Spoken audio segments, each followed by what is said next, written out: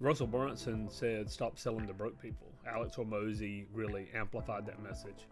But I don't think it's just about selling to broke people or people that financially wealthy or affluent. Yes, that's part of it. But it goes back to really the need. Are you selling someone that has an immediate need?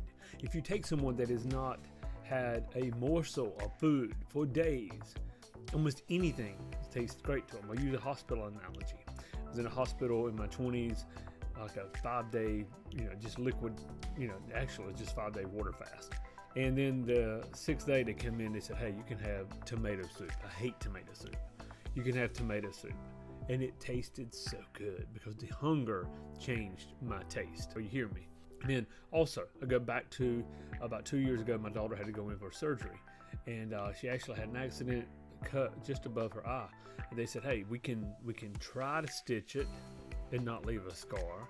We can try to stitch it and not actually hit her eyeball while we're in there doing this with needles, or can put her in surgery and put her to sleep, do it right way."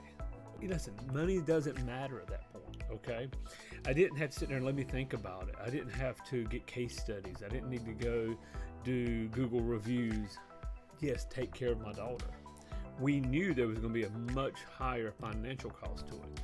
But we knew also, looking at her today, you never would know the cut was there.